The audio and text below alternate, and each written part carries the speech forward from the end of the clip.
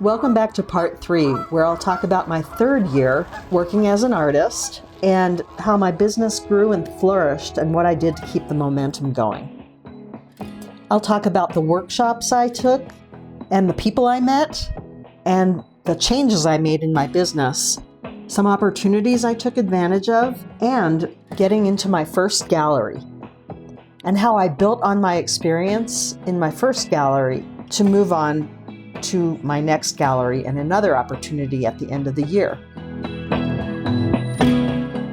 Starting the year off, I was in the winter farmers market, but I had an important investment I needed to make. Remember in the last video when I talked about how hot it was that day in my canopy with the display panels that didn't let any air through? I was talking to another artist at one of the shows in 2024, and he had mesh display panels. I looked into those and they were pretty expensive, and I would have to get a different canopy in order to accommodate those in my tent. But I decided the investment would be worth it because they were a lot lighter weight and easier to store than my other display panels. So I went ahead and ordered some, and as soon as I got them, I knew I had to start taking pictures for the following season to apply for shows. The other nice thing about these panels was that they allowed a back opening so that there was actually some airflow and you could go out the back of the canopy, which was convenient in shows when you needed to store things behind your tent. As soon as the farmers market was over that winter, I started a workshop with Insa Hoffman. She's an abstract landscape painter from Berlin, Germany, and she was one of the coaches in the CVP program. I loved her work, and I wanted to learn how to paint landscapes in abstract, which is something I'd been struggling with in CVP. Insa's workshop gave us the skills to be able to look at landscapes in different ways through drawing and collage and looking at values, improve our painting techniques. And it helped me move my art in the direction I wanted it to go.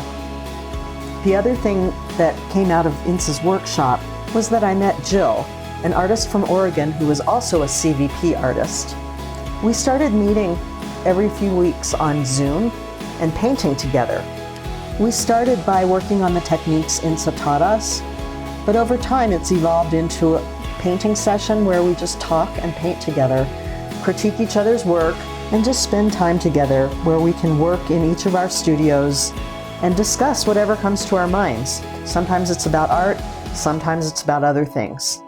But it's really been an enjoyable experience, and we still do it to this day.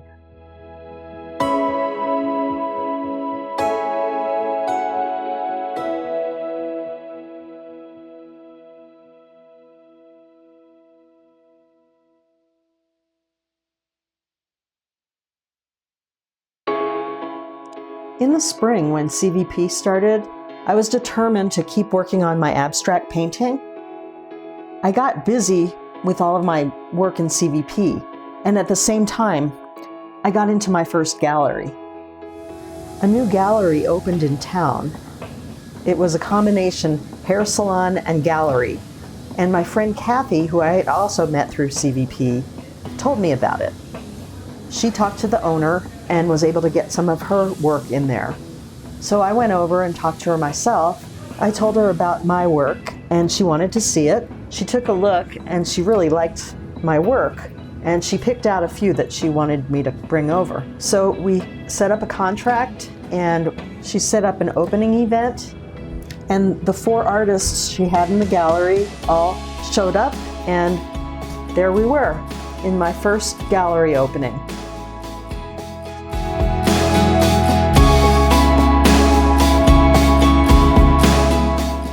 I continued to work on Insa's techniques, and I had a few other chances to display my work in town.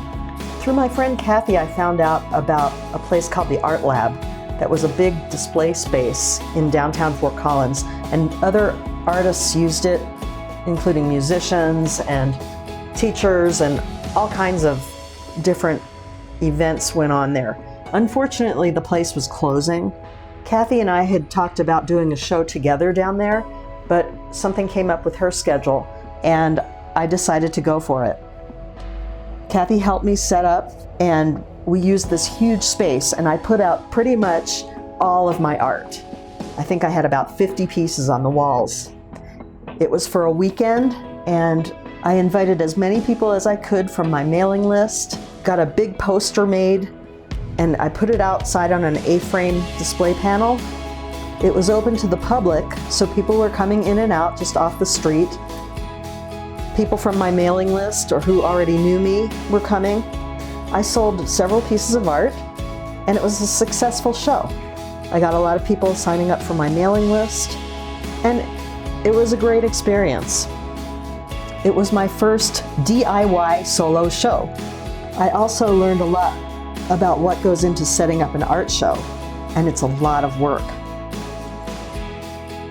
I finished CVP early in the summer, and it was already show season.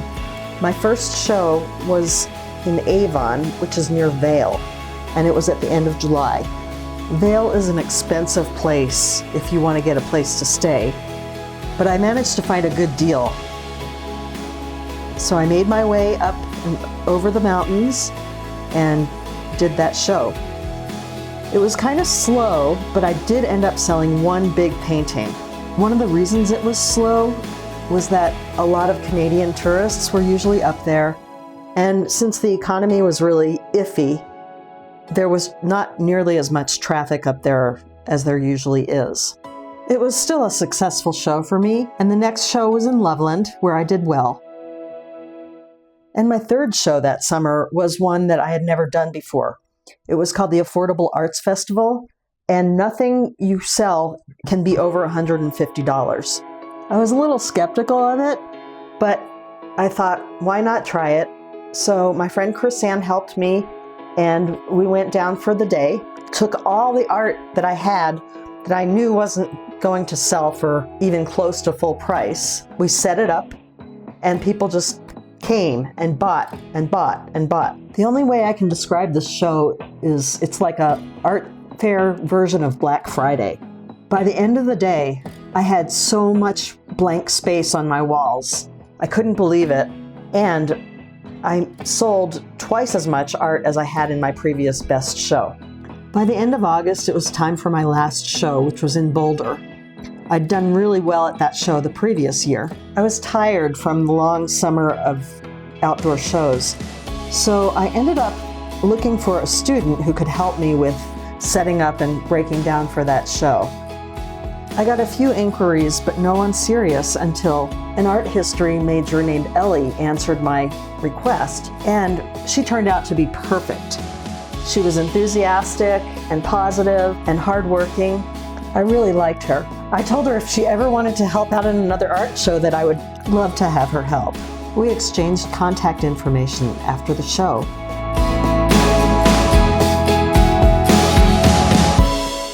After the busy summer, I was ready for a break. I had a couple of months until the winter farmers market started. Fall is my favorite season in Colorado, so I took the opportunity to do a lot of hiking, and I reflected on what I learned from the previous season of doing art festivals. I needed a change of scenery, so I took a quick trip out to Manhattan Beach, California, which is one of my favorite places to go for a quick trip to the beach.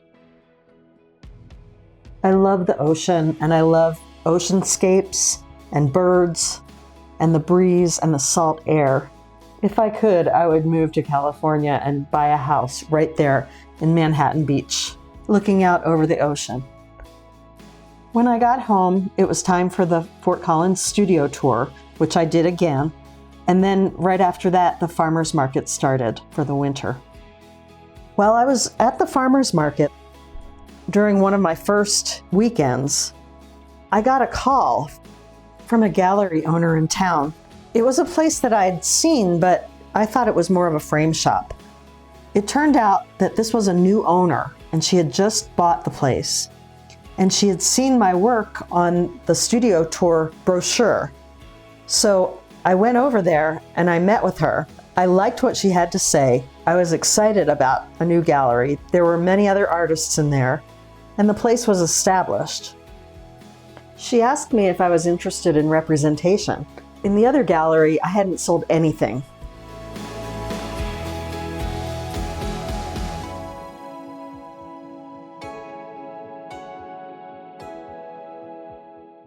So we worked out a contract. Unfortunately, in the other gallery, I was able to get out of my contract at any time. So we hung a lot of my work on a big wall in her gallery, and she had a First Friday where people could come in and meet the artists, and she displayed one of my paintings in her front window. The other nice thing about this gallery is that it's on the main downtown street where all the pedestrian traffic is all year long. In the other gallery, it was located out of the way and you had to walk up a big flight of stairs, so it wasn't the most conducive place to having traffic and public events. Around the same time that I was contacted by the new gallery owner, I also got a call from Ellie in Boulder. She was working in a gallery in downtown Boulder, and she had shown the owner some of my work on my website. They invited me to be part of a show they were curating for the month of December and into January. I went down there to talk to them, and I loved the gallery. You know when you just have this feeling like you belong someplace and it just feels right? That's how it felt in that gallery. I was so thankful for Ellie showing the gallery owner my work, and that I had an opportunity to be in a show in a gallery outside of Fort Collins in a busy town like Boulder. Looking back at my year, I have to call it a success. I could never have predicted that I would feel so good at the end of my third year about what I've done. In 2025, I got 3 commissions. I had 4 outdoor shows. I got into 2 galleries. I also got into an exhibition in one out-of-town gallery. I curated a solo show. I attended 2 workshops, CVP and INSA's workshop. I made connections in the art world.